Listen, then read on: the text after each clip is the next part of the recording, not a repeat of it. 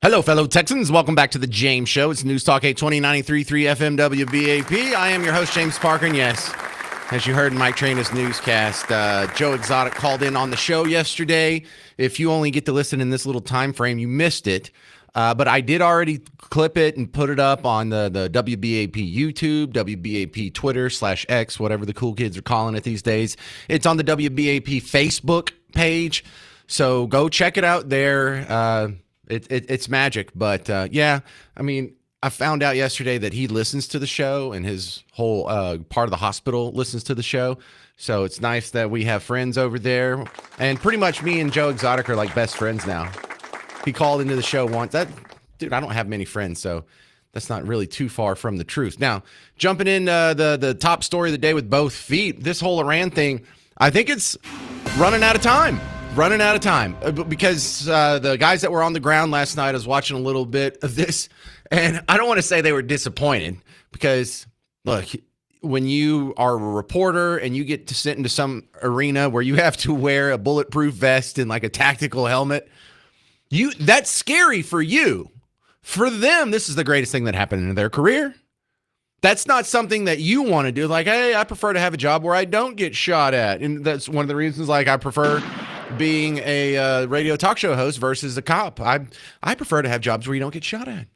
Primary reason I didn't go to the military. I don't like having jobs where you get shot at. But these reporters love it because this is where they make their bones. This is where they can do something memorable. This is what you win awards for. You don't win awards for the fire department got a tabby cat out of a tree. You get an award for a big explosion happening behind you, and then you stand up and in the middle of all the tumult, you're like giving a live report with like mud on your face or, you know, like blood coming out of your forearm or something. And they were so let down last night. They're like, well, there's not really a whole lot to report here. The sky's pretty quiet above Tel Aviv. It's like, well, don't sound disappointed, people. But I don't think that's disappointing. I think the speculation that you've heard, on the James Show just yesterday, but also last Friday, was that Iran is not going to have the ability to keep this going. Iran is down to just whatever missiles they can shoot now, and that seems to be dwindling. They don't seem to have an ability to replenish their supply once it's exhausted. They've already launched hundreds of missiles, so even if they had a nice supply, it's got to be taking a hit and dwindling down. Plus, whatever ones they have shot at, they're done. But on top of that, whichever ones we've dropped the bomb on are done.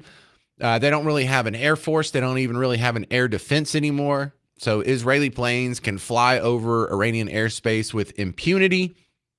So I think the clock is ticking.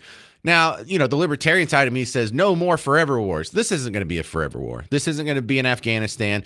I don't think anybody has the stomach to put boots on the ground. Definitely not me. But I think even the more neocon warhawks among us don't want boots on the ground.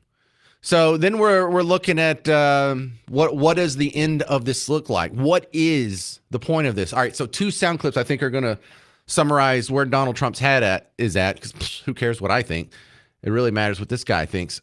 One thing he said yesterday, right before the James Show, is Iran wants to talk, which is kind of good news here if he's not exaggerating or doing his truthful hyperbole.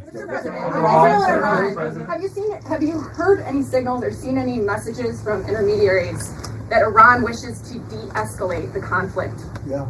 What have you heard? What have you heard from the Iranians? They'd like to talk, but they should have done that before. I had 60 days, and they had 60 days, and on the 61st day, I said, we don't have a deal. They have to make a deal, and it's painful for both parties, but I'd say Iran is not winning this war, and they should talk, and they should talk immediately before it's too late. And what would you say, in your opinion, what would it take for the U.S. to get involved in this conflict militarily? I don't want to talk about that. Okay, so that was one good glimpse into where his head is at. The other one, I'm sorry for the terrible audio, but he was at the G7 summit yesterday in Canada. He left early. He's on the flight home on Air Force One last night. So this is on an airplane, ton of background noise, very hard to hear. And if you can't understand it, I'll translate it as soon as he's done. What specifically is better than a ceasefire? What are you looking for here? And then not a ceasefire, an end. So something that would be permanent. Yeah, or giving up entirely. Is That's that okay too. Are you close there? Is that possible in the next 24? Why not? Certainly possible. Complete give up. That's possible. Yeah. So a complete give up is what he's asking for. Complete give up. Okay, let's try and decipher that into regular speak here. Complete give up. That means we are no longer going to be an aggressor toward Israel, and we're going to meet whatever terms you ask for. Now, you know what we're going to ask for. Stop funding Hamas. Stop funding Hezbollah. Stop funding the Houthis. No nuclear weapons.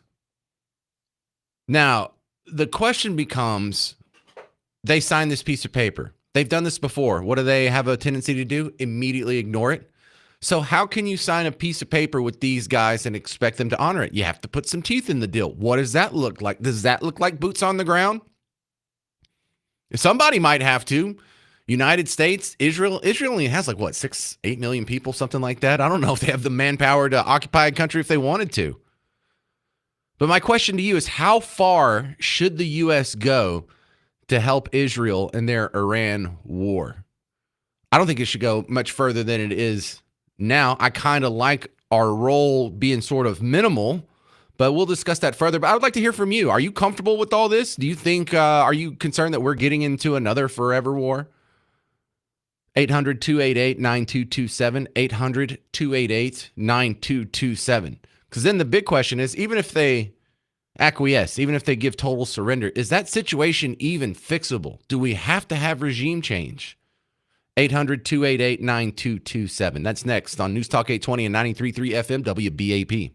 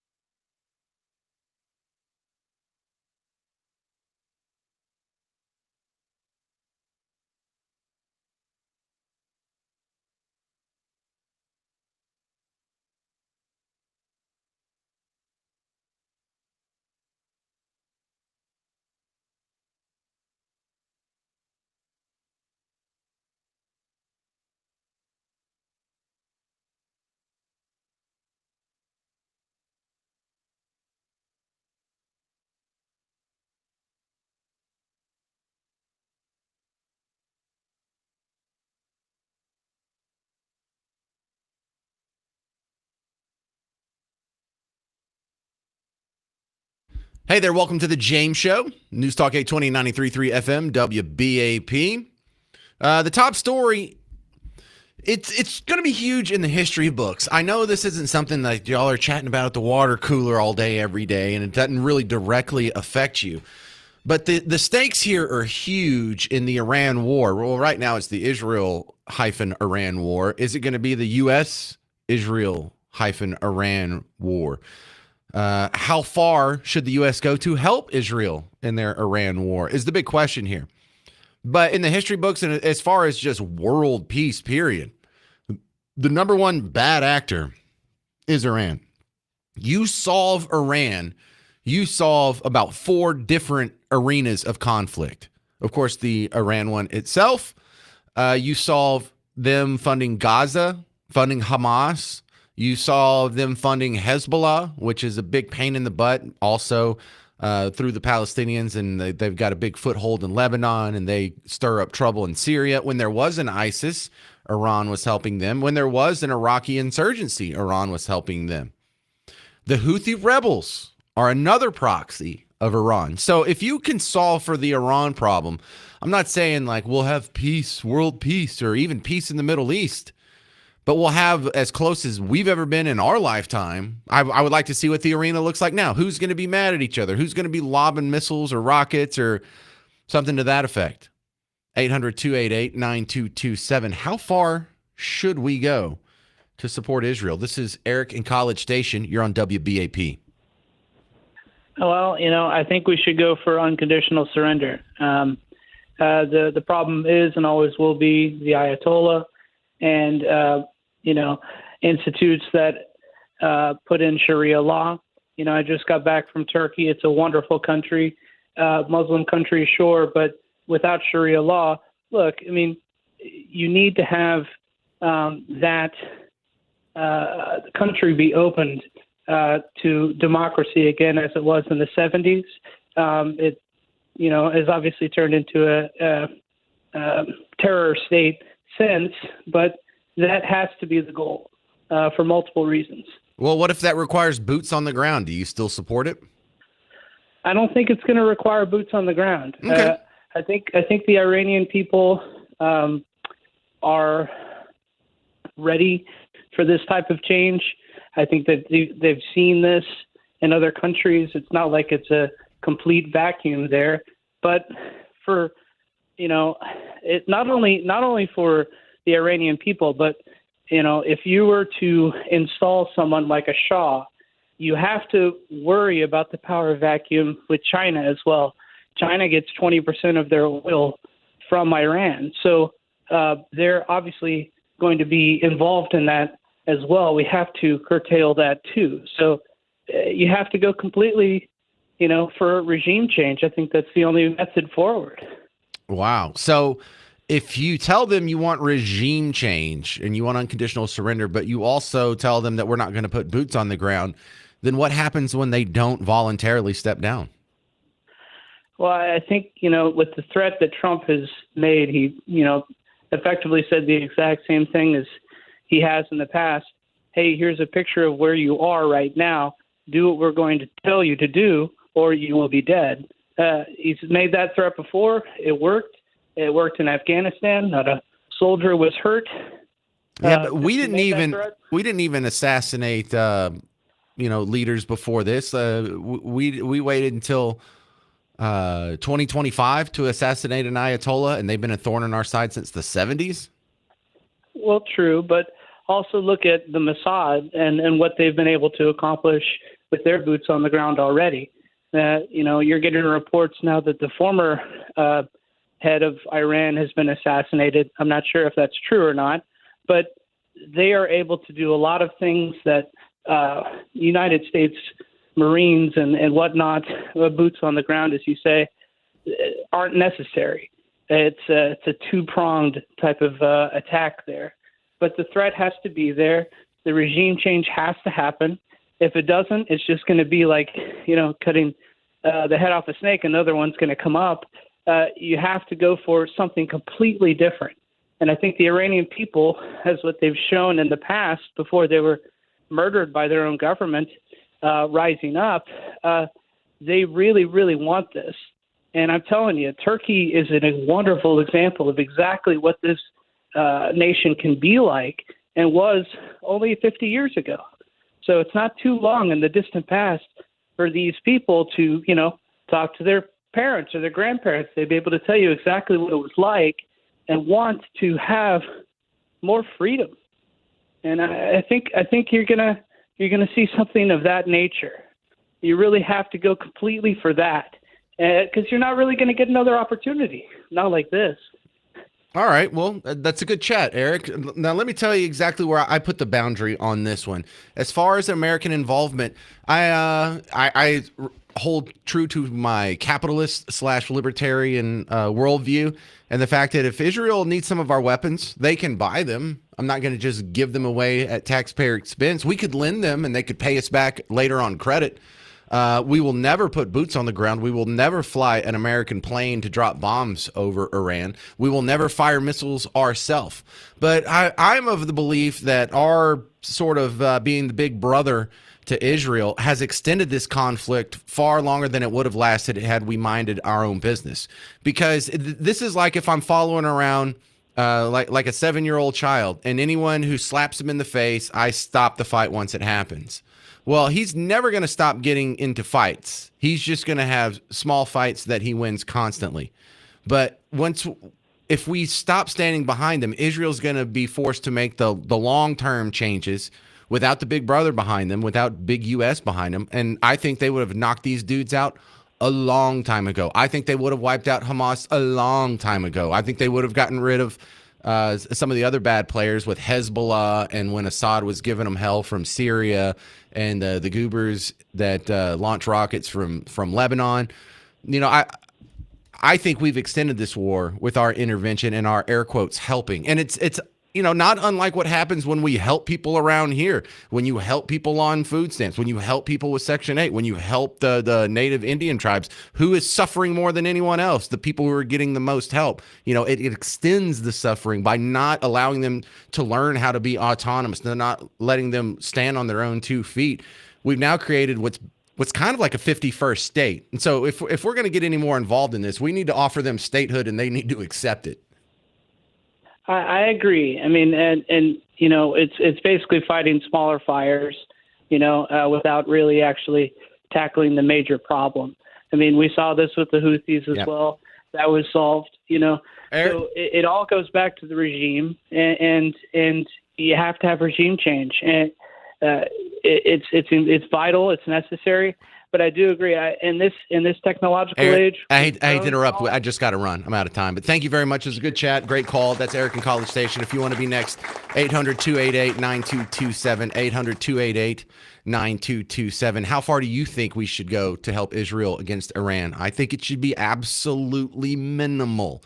800-288-9227. I'm James Parker on News Talk 820 93.3 FM WBAP.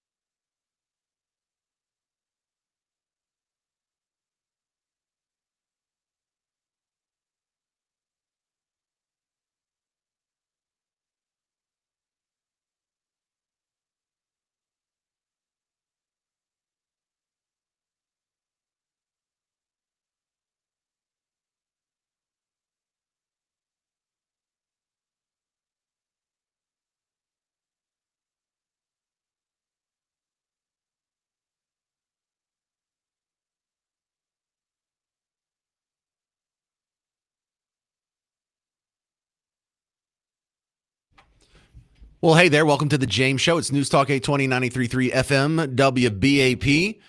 Top story of the day, the Iran war. Is it dwindling? Iran says they're gearing up for their largest attack yet. Call me skeptical. You think they would have, if they could have done more, they would have done it already. And it seems each successive wave of attacks is smaller than the previous. So it appears to be this thing's going to wind down fairly soon. However, this has the potential to not just be the next little flare up that goes away in a week or two, like it did last April. You remember that when there was like 200 missiles and whatnot launched at Israel after they had done some strike in Iran? Well, that kind of dwindled into the background, and Iran kept being a bad actor. They kept funding Hamas. They kept funding Hezbollah. They kept funding the rebels in Syria, the Houthi rebels in Yemen. So are we ever going to get past that? I think that's what we're looking at here.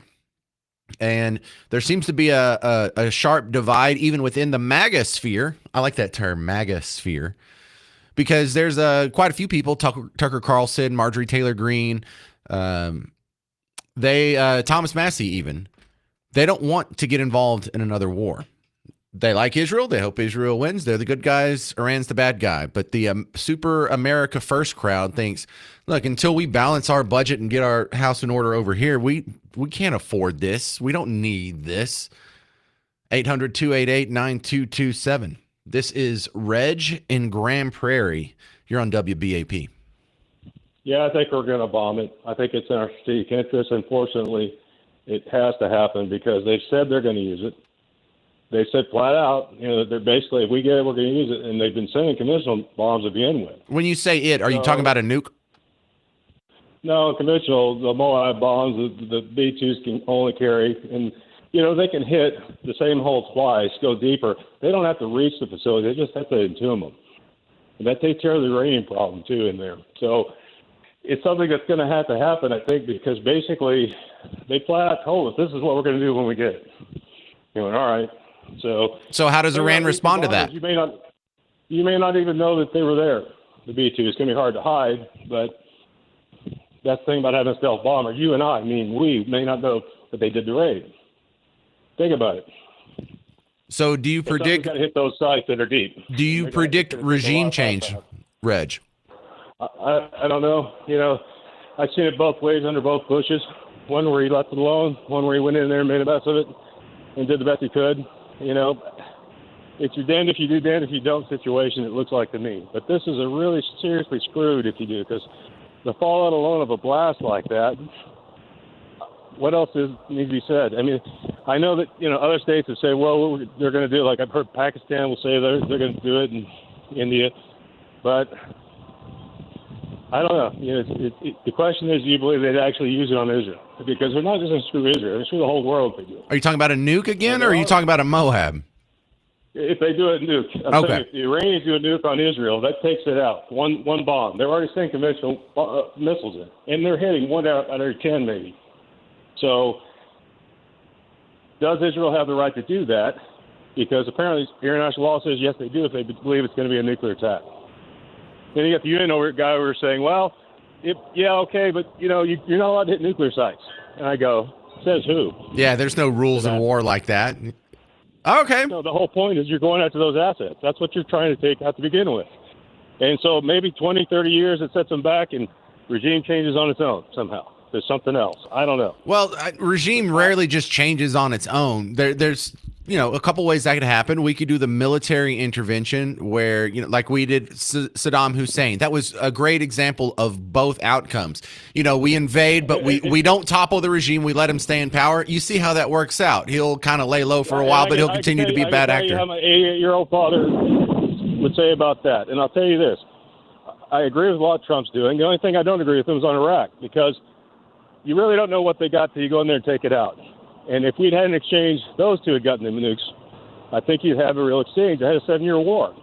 Yeah, well, so that was going to happen again. We also recognize that when we got rid of Saddam Hussein, Iraq hasn't given us any problems then. So I think that's kind of a best case scenario. And, when some people say, well, you just occupied two countries for 20 years and didn't get anything out of it. I think we did.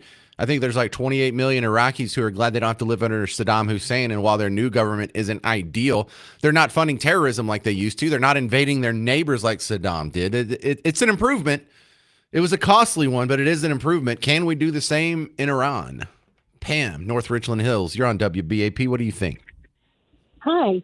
I think the mullahs need to go, and the reason our country has prospered above others is because our founders feared and revered the one true God, and the Lord, the one true God, says, "I will bless the nations who bless Israel and defend them," and that's in Isaiah, and it's in other places in the Bible. If I challenge your listeners to look in there and find it. And also, I trust that President Trump, he's seeing the much bigger picture, privy to a lot more intel than you and I and everybody else. And I trust that he will do the right thing as far as what's it going to take to stop this very serious threat of wiping out Israel and hating America from the land of Iran and the mullahs. Okay, listen, I'm a Christian. I am totally in favor of, the founding fathers were reverent to Jesus and Israel and all that in Christianity. But really, the thing that separated us from other countries, there's plenty of Christian countries that weren't as successful as us. You got to give a big nod to free market capitalism in that one. The prosperity doesn't come just from faith alone. It comes from faith and also a superior economic system. So these otherwise Christian countries that embraced, communism, Marxism, socialism, their faith in God didn't overcome their bad economic system. So let's not say it was all Christian related. It was also very much our system of government, which more reflects the system of government that was spelled out in the Old Testament than socialism is. The sort of the judges area was very decentralized, weak, central authority kind of government. And I think we were closer to that than other countries. So that probably gets a nod. I think the rest of that, you're totally on board. I'm totally on board with that. Well, if I may, I'm thinking of George Washington. They were fighting when they were putting the Constitution together, or trying to, and they're grabbing their coats ready to walk out, much like our politicians are doing today. And George Washington said, hold on. And he proposed that they call on God Almighty to help them to write the Constitution. And that's the way it went. That's the way it went down. And God has blessed our nation. Although America's got teeth knocked out and black eyes and the hideousness, we don't even need to go there. No, I think we're in agreement here. Just another good thing to remember that's right along that train of thought there, Pam, is the last line of the Declaration of Independence is a prayer. 800-288-9227, 800-288-9227. See, that'll give you something to Google on the break. Coming up next, Tony Ortiz from Current Revolt was at the protest this weekend. Did they even know what they were protesting? You'll hear his review next on News Talk 820 and 93.3 FM WBAP.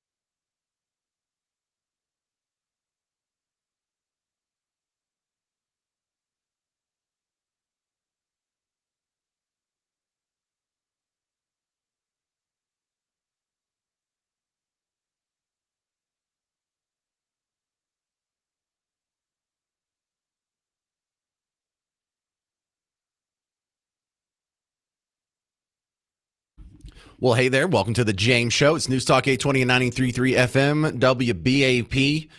We all saw the protest this weekend, and we're not done with it. There's another one coming up like 2 weeks. Not this weekend, but next weekend. I know because I'm on the newsletter. I'm on the mailing list for a lot of these groups. And, you know, here's an experiment for you to do. If you don't mind your social media feed just being whacked out for a minute.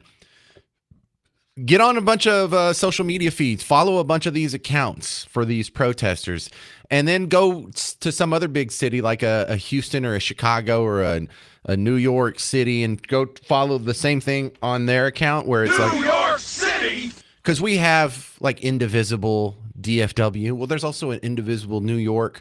There's an Indivisible Los Angeles, Portland. So if you follow a bunch of these, you'll see that this is a highly organized national top-down network. There's some funding behind it. They're following the same playbook, you know, as a metaphor. There's not really a playbook.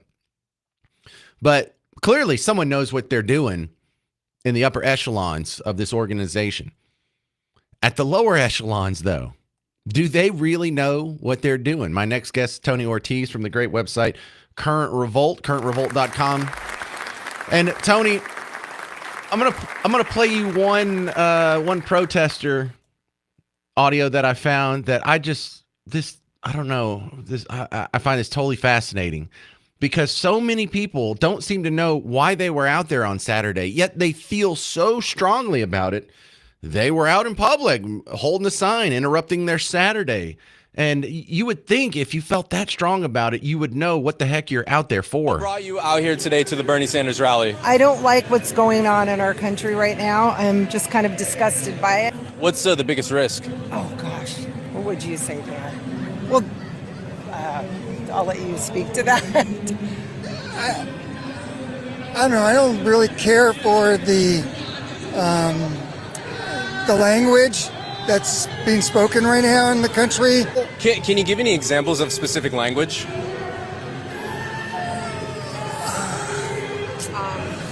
Let me think about that. So many things, I don't even know where to start. I would say, oh gosh, Dan, help. And he asked him a third time. Yeah. What's changed over the last couple months post-Biden administration for you guys? Oh gosh.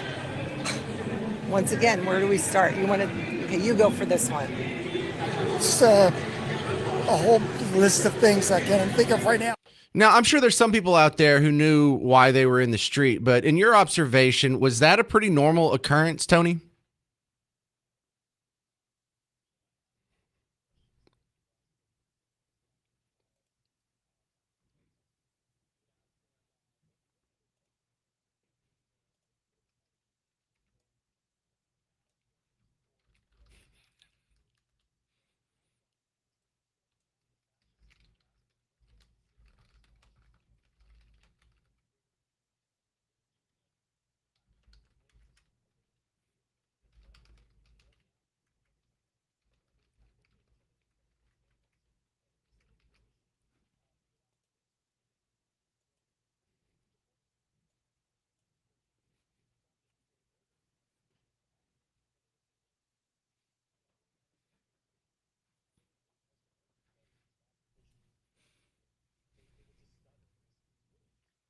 Well, then let's go to the next step. Tony Ortiz, I know you're not a mind reader. You're just a reporter at Current Revolt. Why do you think they're animated enough to get out there not knowing the answer to those questions?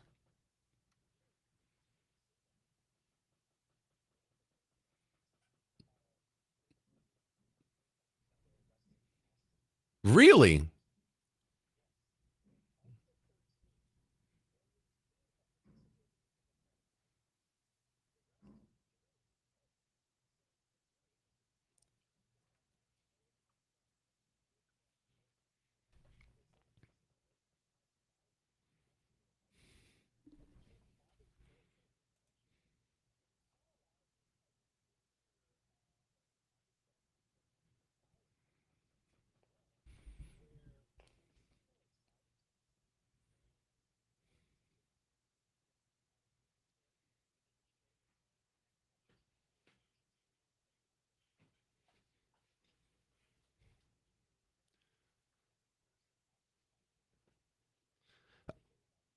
All right, we'll continue with Tony Ortiz from Current Revolt, and I'm going to go in a little more depth on why I think these people are getting out in the street, and it's kind of along the same lines as searching for clout.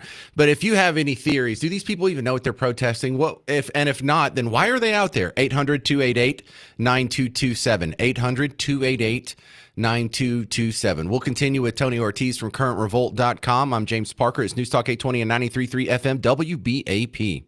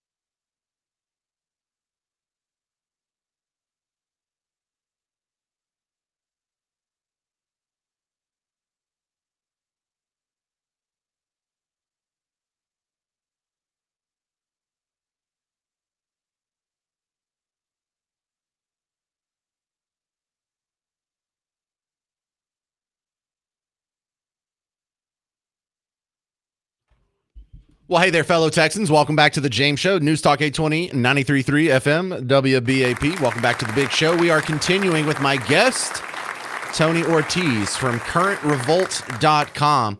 Now, you've gone to a lot of these protests already this year, and I think you do what I do. You've probably signed up for a lot of their newsletters and followed them on social media and whatnot.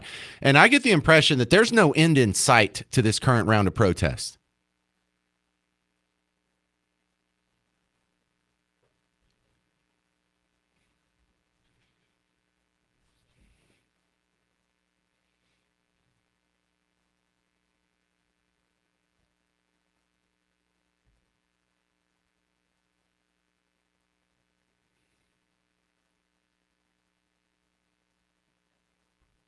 Well, let me push back on that a little bit. We saw the summer of love end on Election Day, and then magically there was no more need to burn cars or loot footlockers.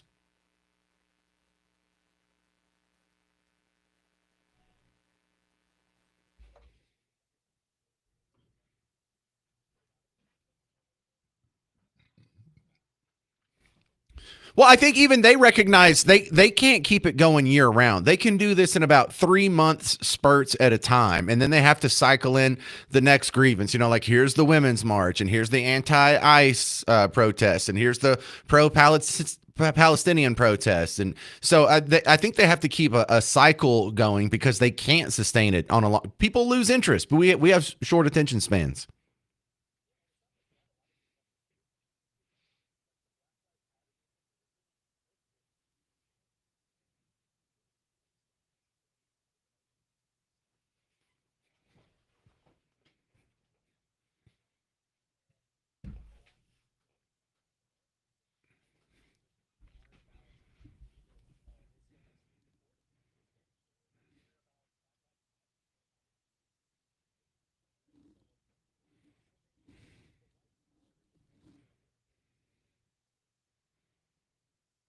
Oh, which brings me into probably the best part of the discussion here.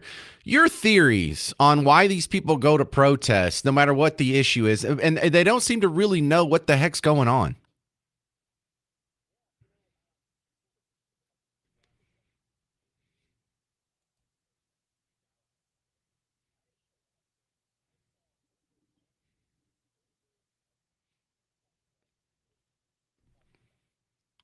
Dude, hang on, man. I'm in my 40s, so I'm classified.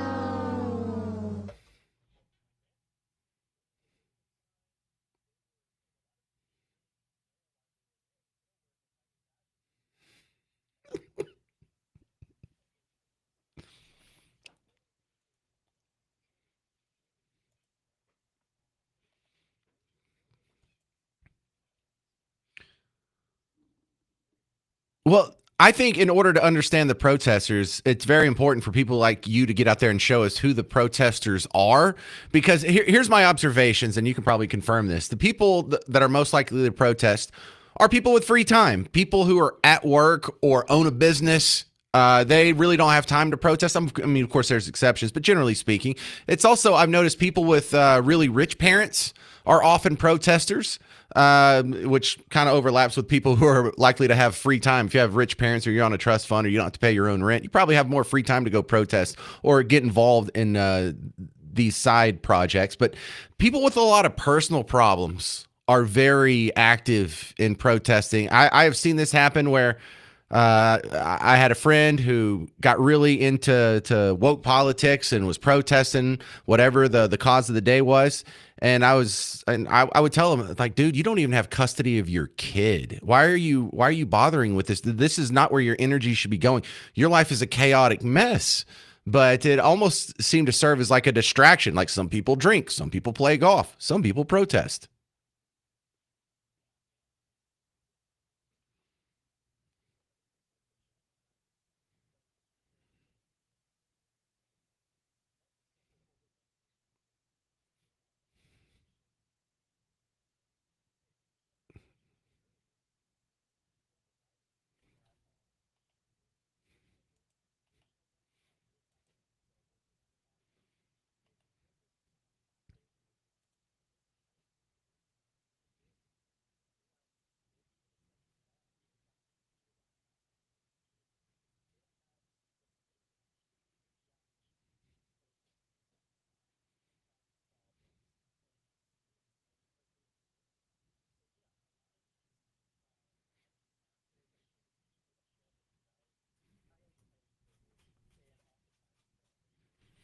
Well, I think a big element here is the social media factor. You had said in the last segment something that is so true.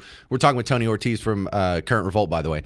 And the fact that these people love to go out there and take pictures of themselves and take videos of themselves and make sure to spread it all over social media. Not so much so that the message gets out, but so that they get out as someone who's on the good team.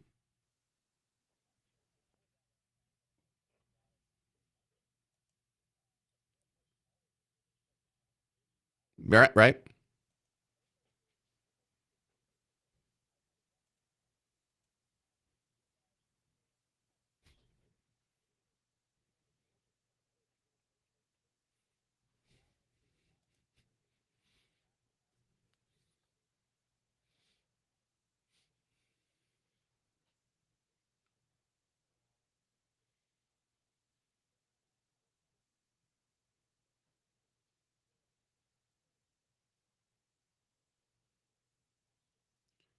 Well, and generally speaking, I don't mind that people brag on social media. You know, my friends that are like, I just ran my first half marathon, or I just got a promotion at work, or I just started a new business or something. You know, bragging isn't necessarily a bad thing. I like to cheer these people along. But for the people who have no real accomplishments or even no skills or, personality or anything going on, this gives them something to brag about. This gives them a sense of clout. Look what I've accomplished. What have you been doing today? I was saving the planet. What were you doing? I was fighting tyranny, Tony Ortiz.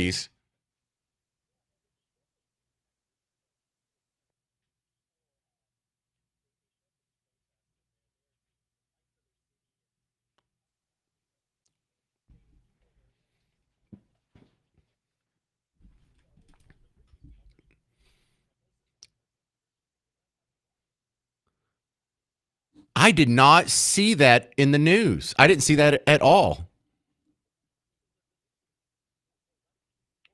Wow.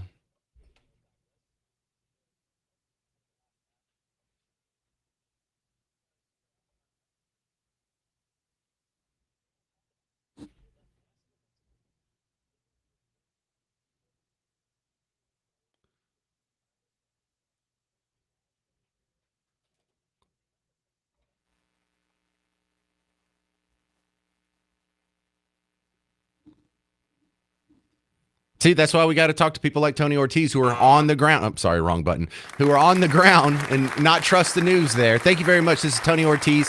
CurrentRevolt.com is his website. Go check it out. I go there every day for James Show prep. And I appreciate your time again, Tony.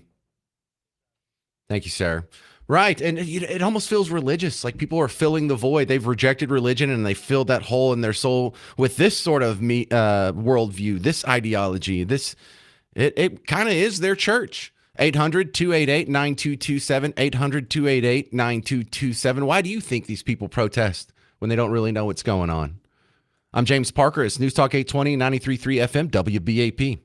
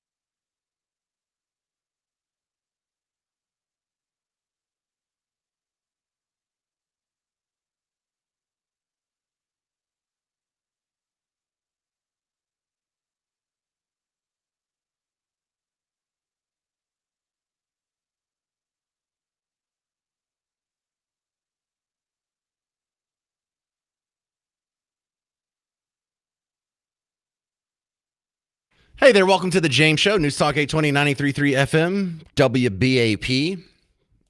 Let's talk about these protesters. Why are they out there? And if you're just joining us, we're kind of marveling that this clip, this is one of 1,000 clips you can find online of people going into the protest, whether it was the No Kings protest over this weekend or something similar that's been happening over the past few months. And how many times have you seen someone put a microphone in front of their face and say, "Why are you here? What are you protesting?" And they say some ethereal concept, but they can't give you any details. Yes, we're here protesting against fascism, or we're here protesting against kings. Oh, really? Is the king in the room with us right now? And so I think I have some better explanations on what animates these people. What brought you out here today to the Bernie Sanders rally? I don't like what's going on in our country right now. I'm just kind of disgusted by it. What's the biggest risk? Oh, gosh. What would you say, Dad? Well, I'll let you speak to that. I don't know. I don't really care for the language that's being spoken right now in the country. Can you give any examples of specific language?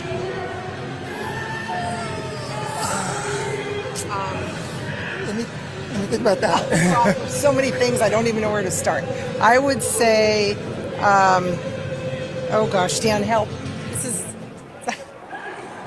Yeah. What's changed over the last couple months post-Biden administration for you guys? Oh gosh. Once again, where do we start? Okay, you go for this one. It's a whole list of things I can't think of right now. Yeah. So look, this is a problem. I'm not here to make fun of these people. Look at these idiots, don't even know what they're talking about. This is a serious situation in the fact that because they don't know why they're out there, lets you know that this is an emotional action by these people. They don't remember why they hate Donald Trump, but they remember the feeling of hating Donald Trump. Have you ever gone back and watched a movie from the 80s? You're like, yeah, what would happen if you watched Tron right now? You would say, oh, I don't remember this part. Oh, I don't remember this part either. In fact, I don't even remember how it ends. I don't even remember the name of anybody else besides Tron. But you remember liking the movie. You probably can't name anybody besides Chunk in Goonies or Sloth maybe. But you remember liking the movie. You don't remember the details. You don't remember one line from it. But you remember how it made you feel. So this is how the media is so effective. They keep rolling out stories and, whether it turns out to be true or not, it doesn't matter. It's already done its damage. They already lied to you about the Hunter Biden laptop, about Jussie Smollett, about the Covington Catholic high school kids supposedly harassing an illegal immigrant. And so for all these other stories that turn out to be false, it doesn't matter. These people already got the bad reporting and they remember how it makes them feel. Even if it's not true, it's a very powerful thing, emotions. And it's really hard to separate people. Once you become emotional, it's really hard to separate people from that emotion, especially if you're just trying to use logic. We all got a good taste of that during COVID. 800-288-9227, 800-288-9227. Frank Palo Pinto, you're on WBAP. Yeah, James, I watched the parade, and I noticed that a bunch of the soldiers seemed to be out of step. And then on social media today, I saw that they were in protest of the parade and didn't necessarily agree with what our new administration stands for. Yeah, I saw that too. Your thoughts? I think they ought to be kicked out of the Army if that's true. I think they ought to get a dishonorable discharge, for not complying with their oath. I think there's maybe a 2% chance that is true because of all the people who would be upset about celebrating the Army's 250th birthday, I would put pretty low on the list people who are active duty in the Army. Well, I would too, and it just seemed weird. I thought, well, I'm gonna put this out here and get some good feedback. Well, it doesn't make any sense. Don't listen to your skeptical self. All right, Frank, if it sounds so unbelievable, it probably is. Remember, the military can make these guys charge up a hill while bullets are being shot at them. You don't think they can make them walk in step if they wanted to on Pennsylvania Avenue?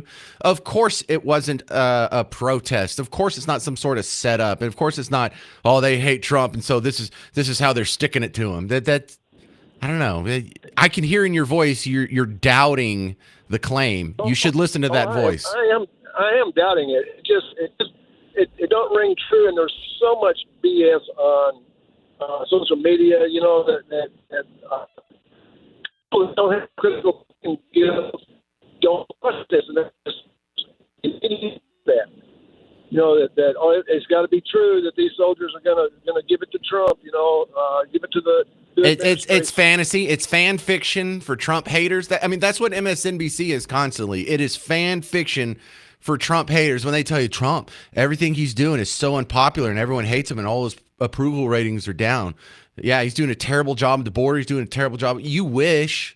That's not what the real polls say. That's not what's going on in the real world. Hey, did you know the economy is within 2% of its all-time highs on the Dow and S&P 500? Not one report on that. Now, you got all the reports when it went down, but not up. They're not reporting the news. They're reporting propaganda. It's just 100%. If the DNC was writing the headlines themselves, they wouldn't change one thing on MSNBC. Great call. That's Frank and Palo Pinto. If you want to be next, 800-288-9227. 800-288-9227. What do you think is going on inside the head of these protesters who have no idea why they're out there? I'm James Parker. It's News Talk 820 and 93.3 FM WBAP.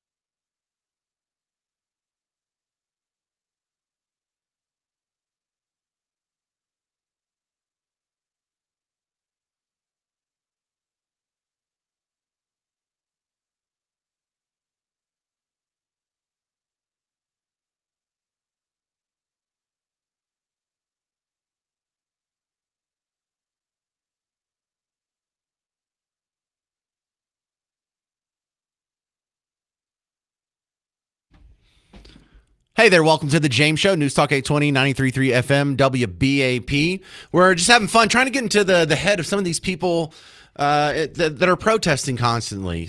For one thing, you and I don't understand it. We never do it because we know that if you don't like the laws, the way they're written or the way they're being enforced, one of the least effective ways to affect change is to make a sign and go stand in the park. that doesn't really force anyone's hand. However, it's constantly being used. Now, what is the point of this? So we've been sort of theorizing here. For some people, it's a virtue signal. For some people, it gives their life meaning. For some people, it's a distraction from an even more chaotic personal life. For some people, they just have free time and they would like to try and do something with it, and they're shallow and haven't really looked into it this much, and they think that they're helping. Good and well-intended people just happen to come to a different worldview than, probably you and me together. But it goes too far when things start to burn down, and that's where we really start scratching our head. How can you set a car on fire, not like a military vehicle that you're fighting against, but just some random neighbor's car on fire, and think that you're on the good side? And then how can people see that and still think, hey, we're on the good side, or not wholly condemn and speak out against it? Well, check this out. Are the rules of the game changing? Let's go over to California, where the district attorney in Los Angeles says that they are pressing charges, federal charges, for a guy who was passing out face shields to rioters or spitting on law enforcement. We actually have some charges coming down. This is Angus Johnson is the protester that this guy is talking about. This is the Los Angeles district attorney just a few hours ago. Involves an individual who spit on a military serviceman and a law enforcement officer. On Saturday, California National Guard and federal police were outside the federal building on Los Angeles Street trying to protect federal property. Angus Johnson confronted a California National Guardsman, and after heckling him, he spit on him. Johnson then spit on other federal police officers present who were trying to keep the peace. As our president said, if you spit, we hit, and we will hit you with a felony. Mr. Johnson is charged with assaulting a federal agent in violation of 18 United States Code Section 111. He faces a maximum sentence of 8 years in prison. We have dozens of ongoing investigations, and we are continuing our work to identify individuals who engaged in violence. Their masks, their face shields will not save them. We will find them, and we will go to their home, and we will arrest them. That is a promise I make to the community. All right, well, get them. Go get them. Let's see if that holds out. 8 years for spitting on a few cops. That'll teach them some lessons, but I'm also reminded that the guy that shot up the Wilmer Hutchins School, not this year, but last year, he just got 5 years for shooting a kid.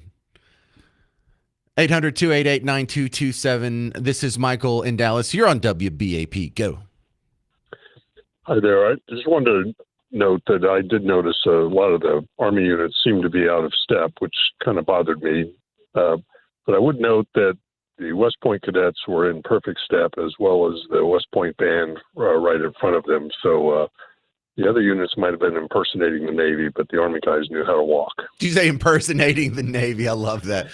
So you're a veteran who does that fun little pretend animus that y'all have toward the other branches. Is that's what's going on? Well, I went to West Point, so on one day of the year we just like the Navy. The other 364 were all on the same team. I love it. No, I hear that. I have a lot of veterans in my family, and they rib each other. My dad was in the Army. I have an uncle who's in the Air Force, and they both like to pick on the Navy, and the Marines think that they're above all of it. And so I'm not allowed to participate in such slander and ridicule since I'd never joined any of the services, but it's fun to watch from the sidelines. Yeah, absolutely. You have a good day. You too. Great call. Let's do Don and Denton. You're up next on WBAP. Go. Yeah, I think a lot of the protesters don't know what they're protesting because they've been paid to be there. And that's all there is. Okay, now I've been to a lot of protests. I don't do it so much anymore because I'm tired of having my health threatened. But some of the people are paid. The people who are wearing vests, the people who are handing out signs when you get there earlier, if you sign up on their newsletters, they have like sign making parties at like 9 in the morning, and then the march is at 11 or the march is at noon. And so the people who are sending this out, the people who are running the websites, the people who are wearing the vest on protest day, the people with the clipboard, the people that the other people are talking to and asking for answers, they are paid. But that's maybe 1% of the people out there. So I really bristle at the idea that, they're just have a lot of people out there because they're paid. Well, some of them are, but the majority of them are not. And I think that's a dangerous misconception, because then you can just dismiss it as, people don't really believe that. No, a lot of people really do. Now, they're useful idiots, and not in the pejorative of the term, but in the technical political definition of the term. Because that's what a useful idiot is. They don't really know why they're out there, but they can be stirred up by the powers that be and pointed in a certain direction, create chaos, pointed in a certain direction, and try and achieve a result. Because listen, if only the paid people were out there, there would have been a couple dozen. It wouldn't be that big of a deal. They know that the true believers of their ideology make up maybe at the most 20% of the population. But look how effective they have been at getting about 40% of the population that's not really paying attention. That, someone's watching the Kardashians, someone's watching Judge Judy, someone's watching really all these dumb shows on TV. People are watching them. It is these people that you could just stir up with a couple of angry headlines. Celebrities make a few montages, and then they hear from their favorite rapper or rock star, Bruce Springsteen or whoever it is, that Trump is evil and Hitler, and they're just on board with it that easily. Okay. I think I outlasted my caller. 800-288-9227. Coming up next on the James Show, 200 dads were part of a Father's Day prank in Capel. Details next on News Talk 820 and 93.3 FM WBAP.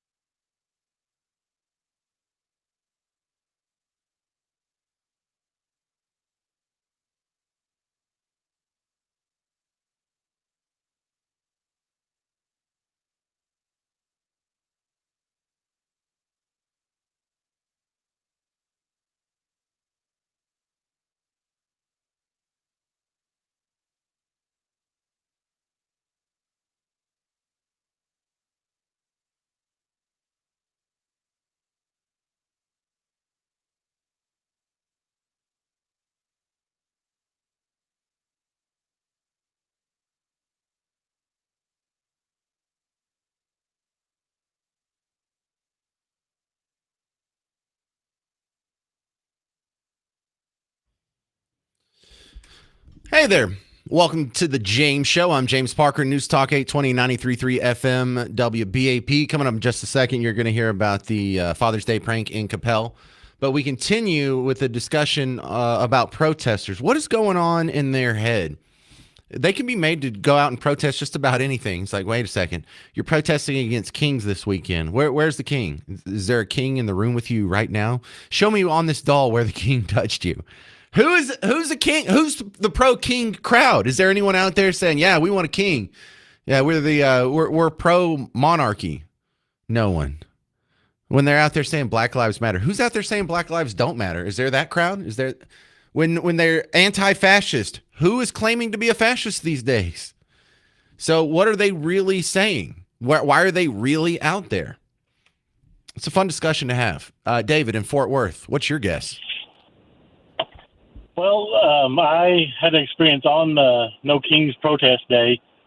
Just moved to Grapevine, just got married, and I came out to my car, and underneath my windshield wiper, there's a note calling me a racist, a Nazi, and told me I wasn't welcome there. For what? Because I have Trump stickers and Trump hats on the back of my car, and I'm guessing they had to see that, go back in the house, write it on a piece of paper, come out, hold it, and put it underneath my windshield wiper. So it scares me that they're how far they're willing to go.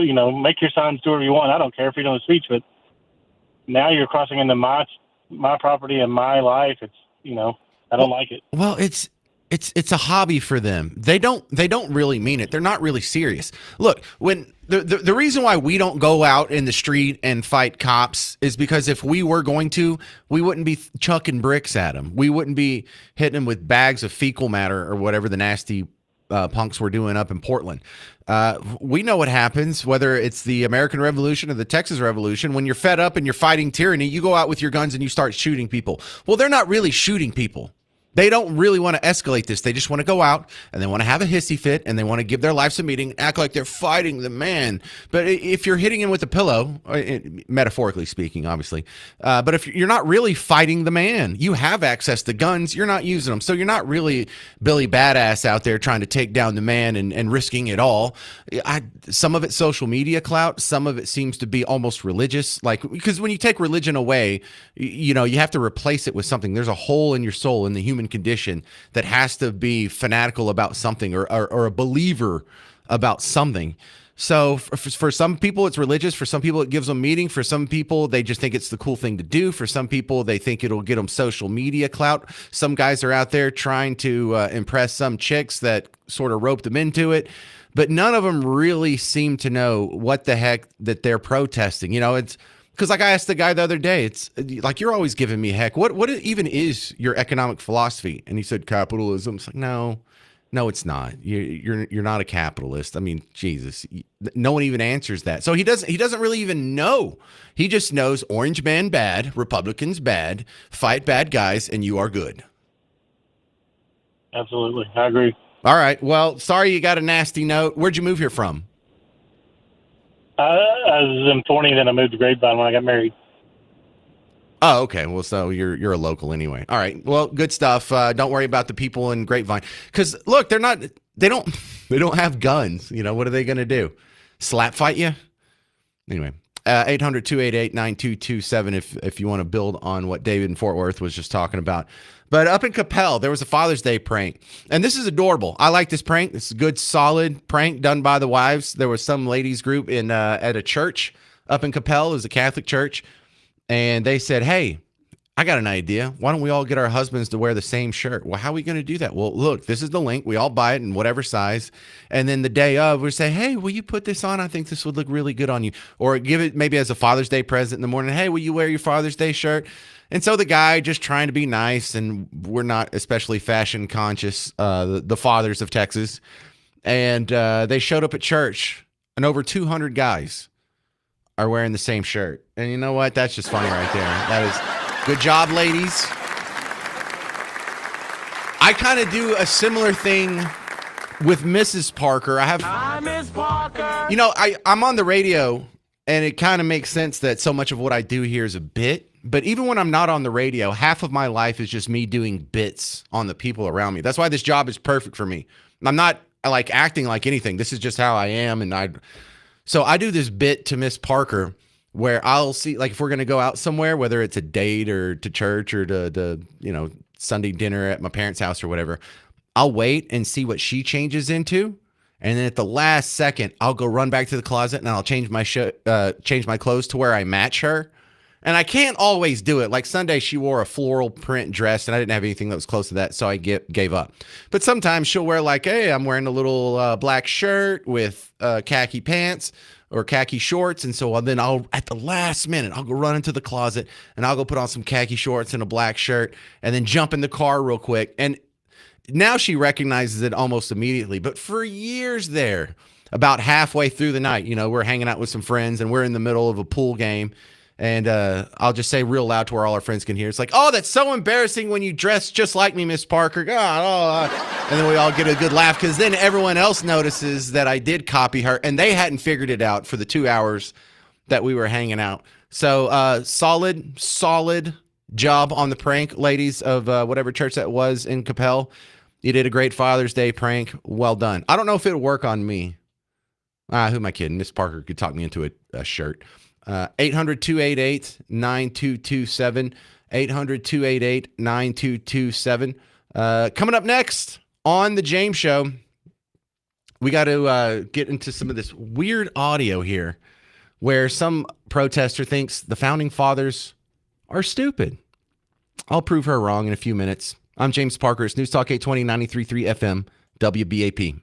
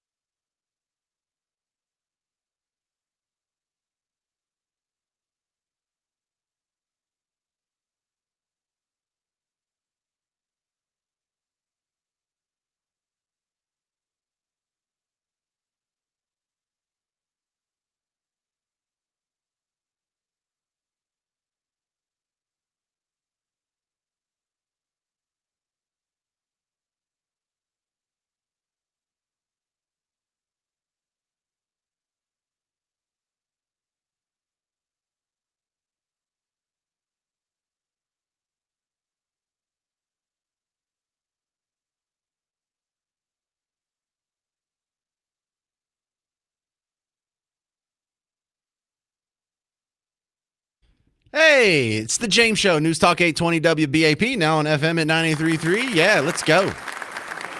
I don't know why I'm in such a good mood today. Just roll with it, okay?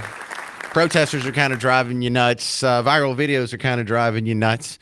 And it's fun watching young people sort of go through the evolution that many of us went through, where when you're younger, you're a little more liberal. And as you get older, a little more worldly and educated and wise, you kind of drift to the right.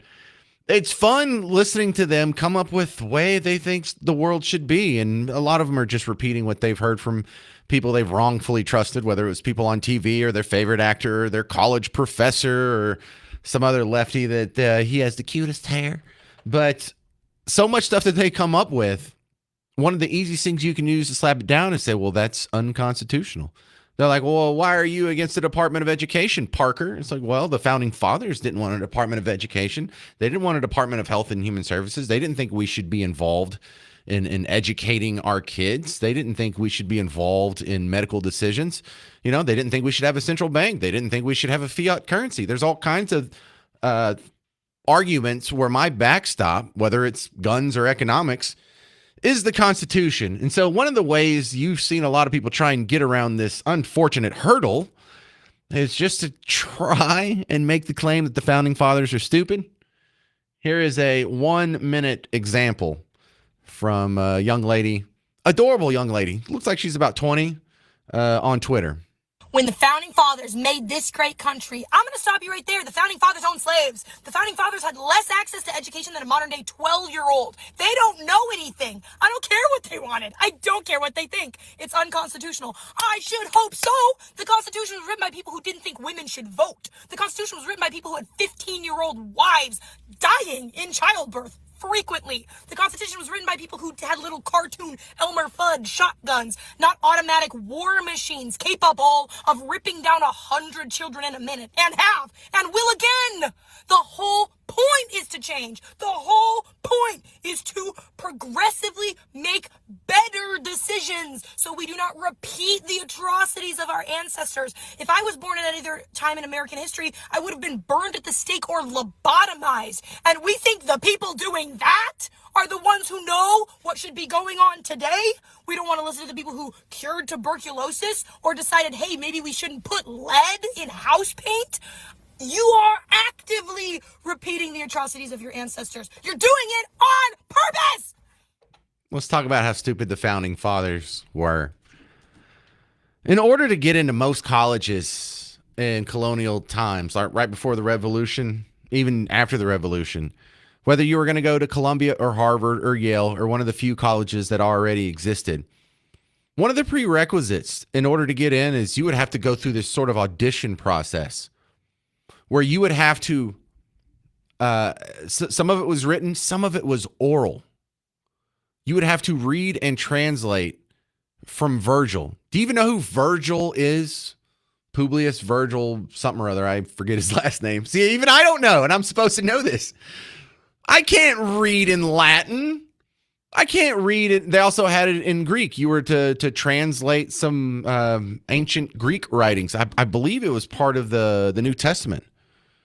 But they have you ever seen? Go look at what the audition was for Columbia in like 1768 or whatever it was to get into the university, because this gets passed around almost every time. If there's a long comment thread under one of these little screeds, the founding fathers were stupid.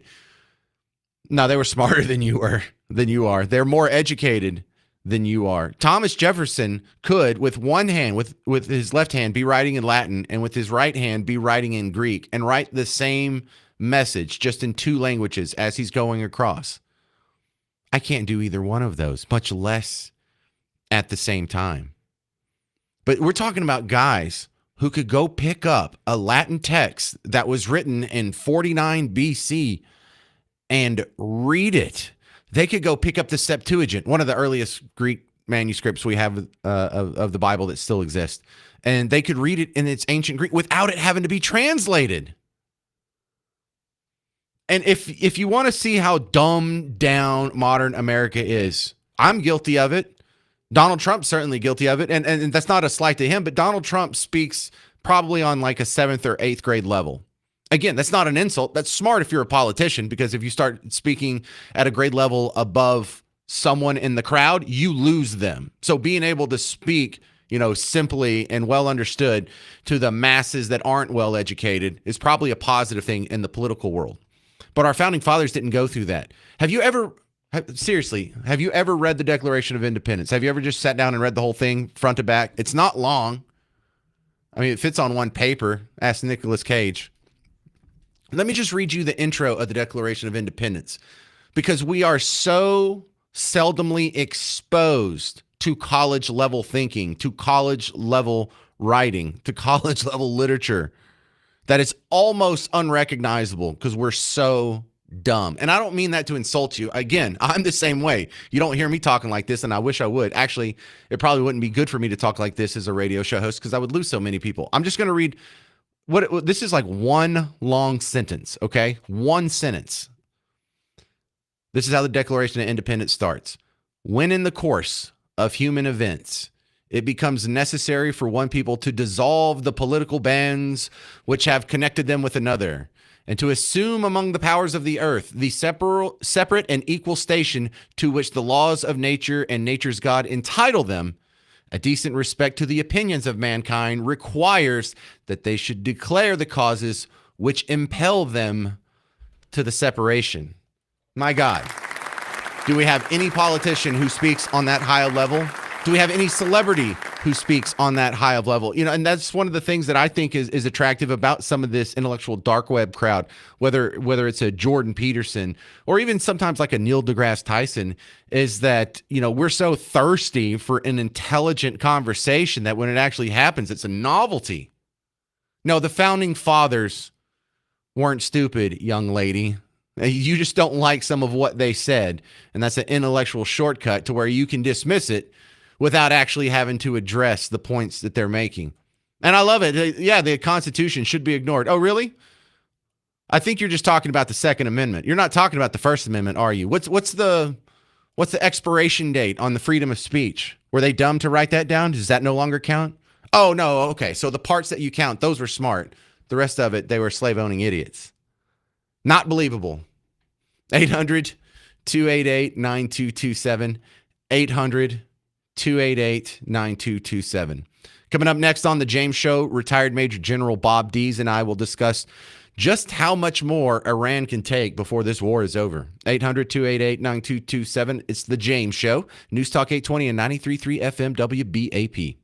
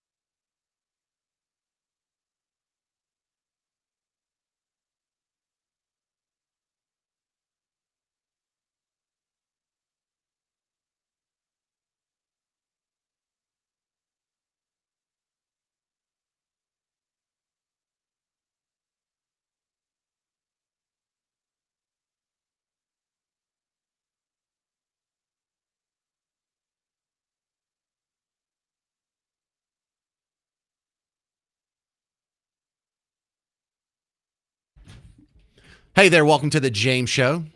News Talk 820 FM, WBAP.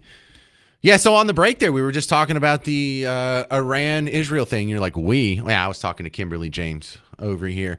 Because, we're all speculating, like, how's this going to end? How should this end? Because the questions have disparate answers based on really small factors within the question. Because I have the way I ideally think it could end or should end. Is that the likely scenario? Absolutely not. But it sure would be the best scenario. Why?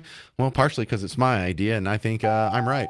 But for so many of these, a compromise is usually what's going to happen. You're not going to get everything you want. They're not going to get everything they want. And so there's going to be some sort of meeting in the middle. And I think this isn't going to be something that's dragged out. I think we're going to get an answer to some of these very difficult questions sooner than later, because I don't think Iran can keep this up. I don't think they can match the missile salvos going back and forth for as long as Israel, with the backing of the United States, can do. So let's ask someone with a little more depth of knowledge in warfare than old Parker here. Retired Major General Bob Dees is back on the show. Welcome back, sir. What do you think of my assessment that Iran they can't keep this up for more than a couple weeks?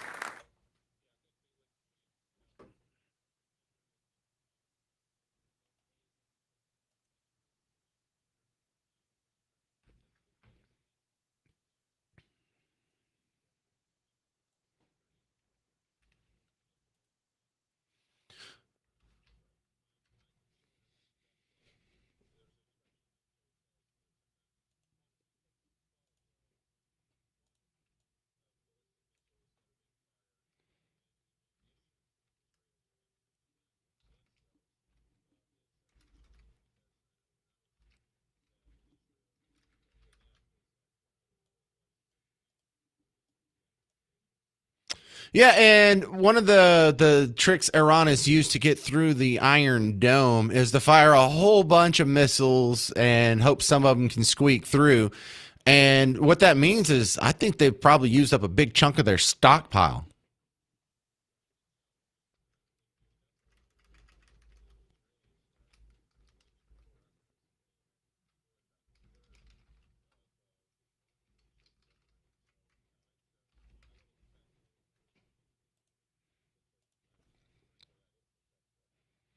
So when they're asking Iran to come to the table, what are we asking here? Just that they give up nukes or stop funding all these proxies, or because I mean that would be nice, and they could say yes, but how would we enforce that?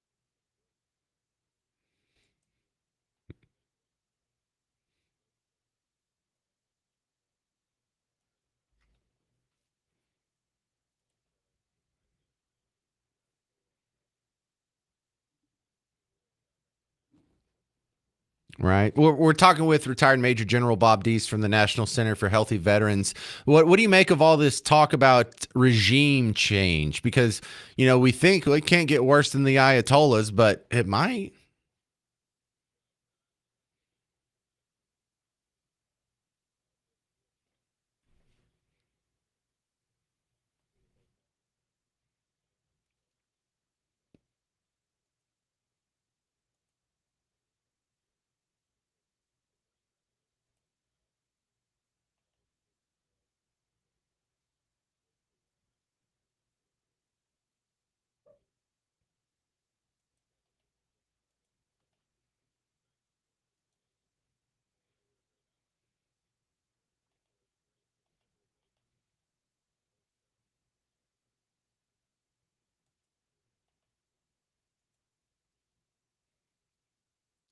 Well, if they do topple the Ayatollahs, who do you think is the likely candidates to replace them?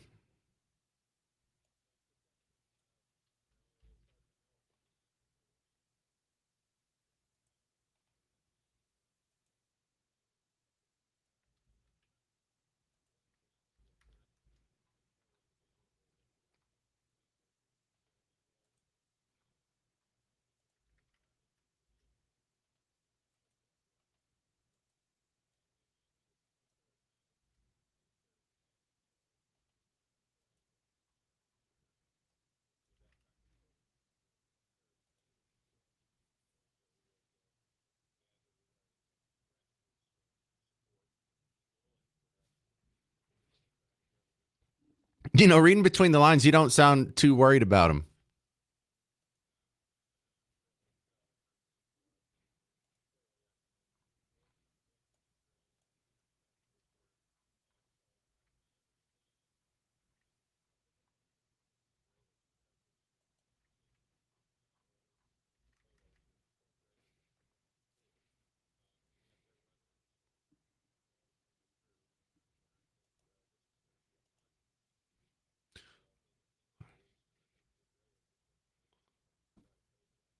All right, we're talking with retired Major General Bob Dees. Listen, I got one more question, but only like a minute left here. We had the regime change in Afghanistan, which didn't work out. We pretty much had to turn it back over to the Taliban after 20 years.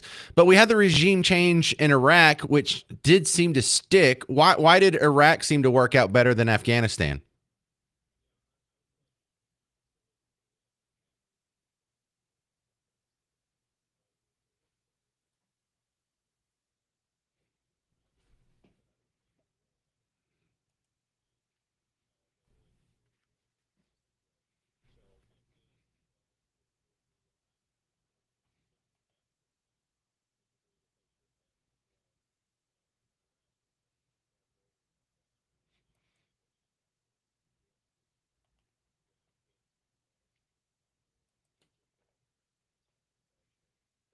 All right, this is Bob Dees. You can find some of his work these days, healthyveterans.org. That's the National Center for Healthy Veterans. The website, healthyveterans.org. Appreciate your expertise.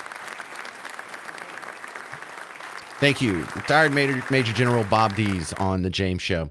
It's News Talk 820 93.3 FM WBAP. This is my buddy Bob Lavelle from Home Marketing Services. And Bob, I don't think a lot of people understand that if you're paying $2,000 in rent, you should have called to look into getting a house like yesterday. That really truly want a house. I agree with you, but I think the message I need to get across better to people is it's about the education. For example, finding out if you actually do qualify, and if you do qualify, how much do you qualify for, or why can't you qualify, and how do you fix it? Getting that kind of education can save you a lot of money in the long haul. You know that. Right. And also, if you get the right guy on your side, you don't have to do a lot of the heavy lifting. If you get the paperwork to Bob, he can help you find the house. He can help you negotiate how the back and forth is going to go. And even with no experience, you can enjoy the process of getting a house. Because, Bob, I see what's going on. I see you doing most of the work over there. Well, we really do spend more time with the client, I think, on average than just about anybody I know out there. Because, you had one of your listeners called yesterday, and his question was about getting some sort of financing that he wanted in the home that he's in now. My advice to him was actually to go to a local bank that he deals with, and they can do a HELOC where he can get a line of credit on it if he wants to use that for investing. So it's not always about us saying, hey, here, you need a house. A lot of times it's just educating you to the point where you can either do the right questions, find out which builder has got the best finance programs, because some of them have deals out there where I can't maybe get my guys to do it in the 4%, but the builders can. And which ones are good, which ones are, not so much. Well, when it's time to buy a house, this is the one guy you need to call, Bob Lavelle of Home Marketing Services, 972-392 9595. That's 972-392-9595. You can go to blessyourheart.com, or Bob's phone number is 972-392-9595. Thanks again, Bob. Thank you, James.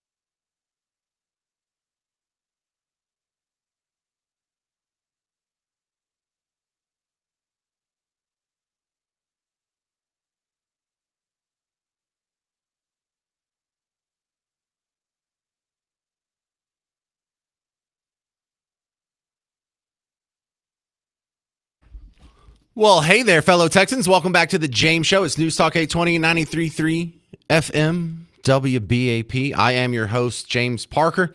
And what the heck's going on in Fort Worth? You know, when you see the DFW divide here, Fort Worth is known as the quiet town. It has crime. I mean, it's a big city. It's almost 1 million people. But not like Dallas. I mean, Dallas has more shootings and more murders and more gangland activity and whatever. And that's sort of the stereotype. And I'm not going to get into the Mesquites or the Garlands or whatever.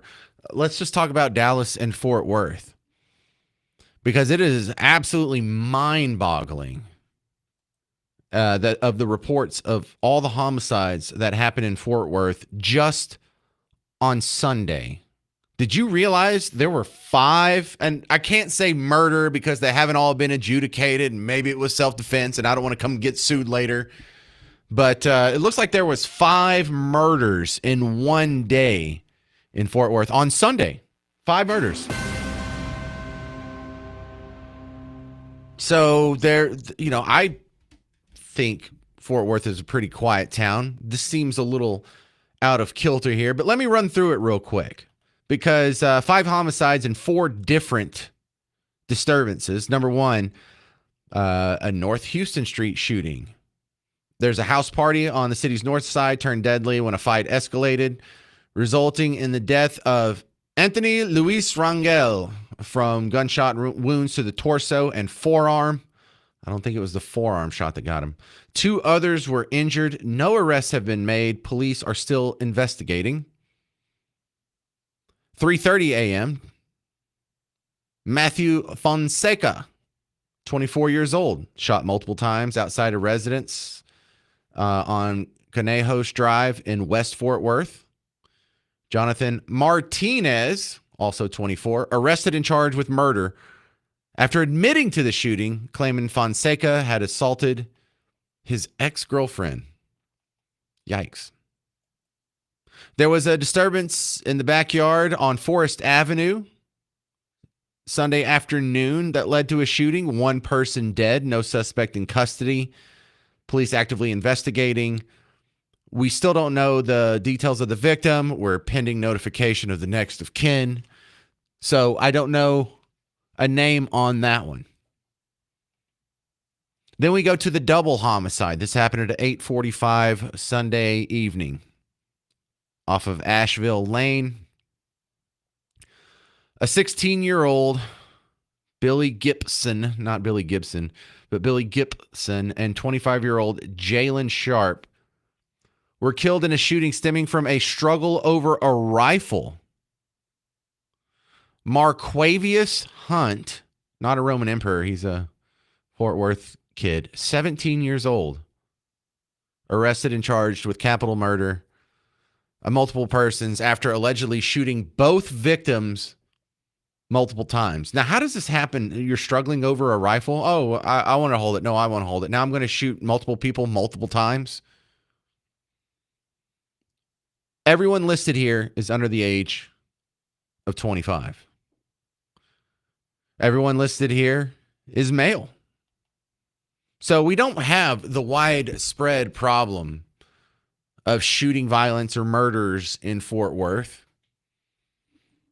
But we're not going to get the full complement of other demographics because everything is politicized these days. And that stinks because these conversations need to be had. I know it's uncomfortable. And I'm not even talking necessarily about race. You know, you could throw in the socioeconomic, you could throw in the immigrant community, you could throw in the fact that, you know, different cultures. But also, you remember what else was Sunday? Father's Day. Think that has anything to do with it? Father's Day. What a coincidence. You know what I wish we did?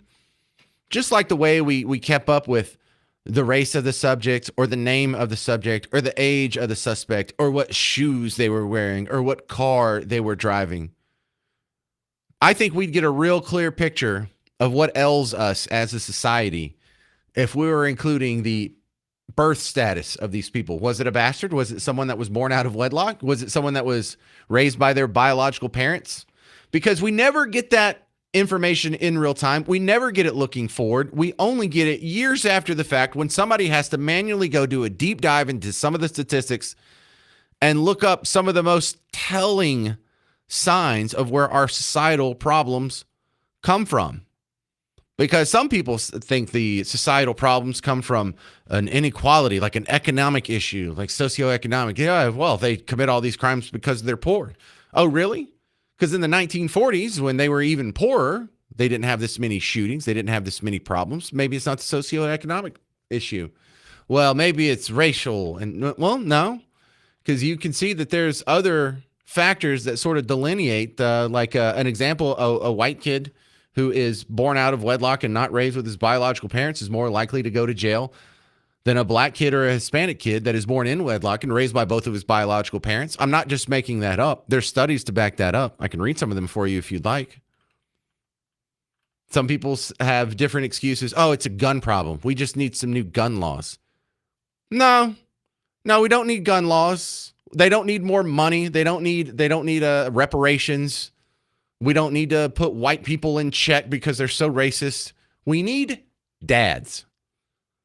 And what a great illustration that on Father's Day here, that when I go and I try and do the deep dives and just do a dispassionate, even if it's ugly, even if I don't like the results, what is the root problem of so many of these ills when it comes to murder, when it comes to crime, when it comes to drug use? It's a lack of dads. Children brought up without their dad are 5 times more likely to commit suicide, 9 times more likely to drop out of high school, 10 times more likely to abuse chemical substances, 14 times more likely to commit rape, 20 times more likely to end up in prison, 32 times more likely to run away from home.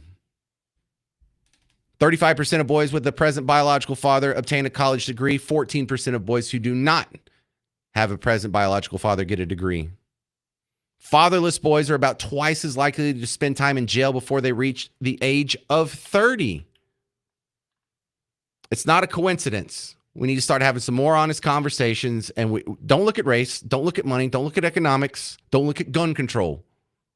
We need to start looking for dads.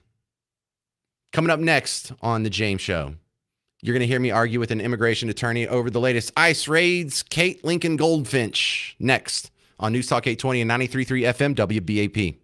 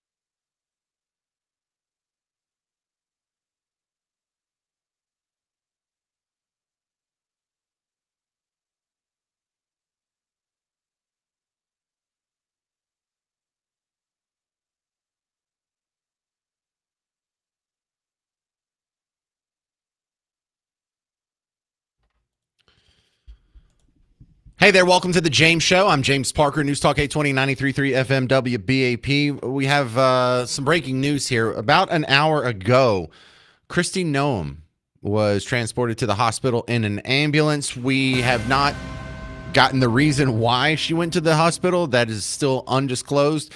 The only reports we have that she is conscious and she has spoken with her security detail. So hopefully that's not too important.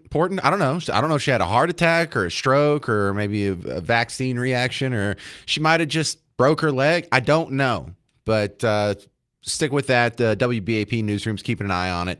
And as soon as we know, they'll pass it along. Also, it's dark now in Israel, and they're not playing with fireworks over there. It's another salvo of missiles coming from Iran. No reports on if any of them have hit targets or killed anyone, but that's just what started here in the last few minutes of the James Show. Now, my next guest is a regular guest, the great Kate Lincoln Goldfinch. She's an immigration attorney with Lincoln Goldfinch Law. Welcome back to the James Show, Kate. I'm doing great. Now, I hear a lot of complaints about ICE raids where the guys are plainclothes police officers, and some of them are hiding their identity with masks and not identifying themselves well. I just wanted to ask you, what are they required to do by law when they're making ICE arrests? Do they have to have some sort of ICE clothing on them, or identify themselves with a certain uniform, or can they be plainclothes? Is that a real complaint?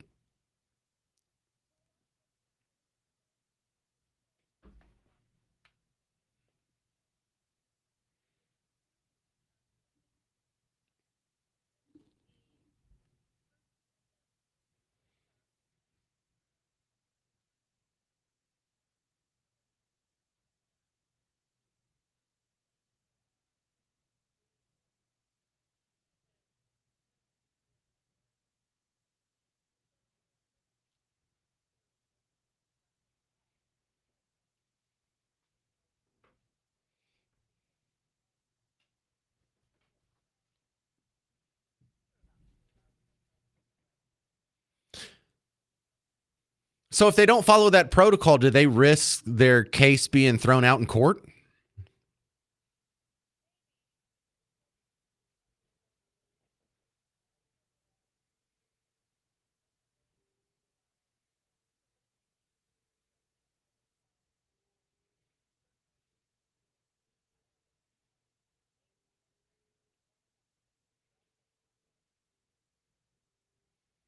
So if you're a legal immigrant and someone claiming to be ICE is coming to pick you up and you think it's erroneous, what are your options?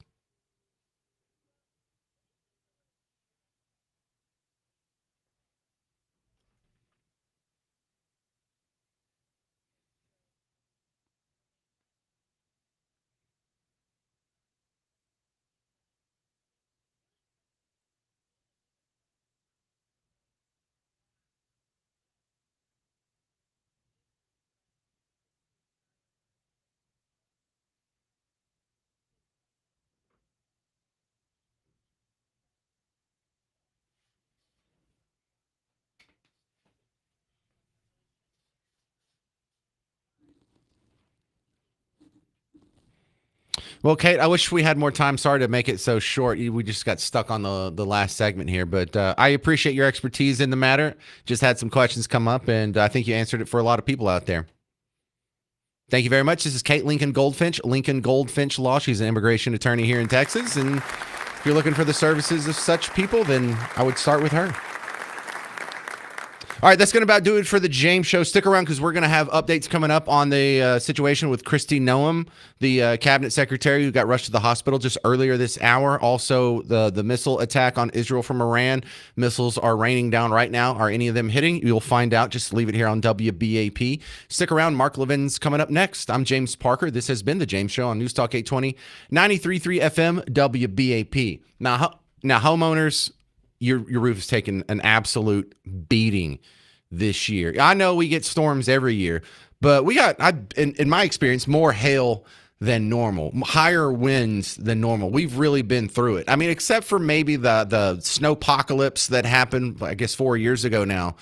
It's been terrible. If you have any doubts about your roof, especially if your roof is over like 10 years old or so, you need to get it inspected. Call Blue Ribbon Roofing, and they'll come out and they'll do it for free. There's no trick. They're not going to like kick a hole in your roof and like, oh, I guess we got to fix it now. They'll get on your roof, and if nothing's wrong with it, they'll tell you. They'll give you a high five, a little bit of paperwork, and be on their merry way. Won't cost you anything. But if you catch a problem early, it could save you thousands of dollars in repairs if you go ahead and get it done now. And I know what you're worried about is paying for it. You got to cover the deductible. Is the insurance company going to give you a hard time? They can even help you with that. So go to blueribbondfw.com. If you don't believe me, go believe some of the hundreds of 5-star reviews they've gotten off Google. Read a few of those. You'll feel a little bit better about going to blueribbondfw.com. blueribbondfw.com.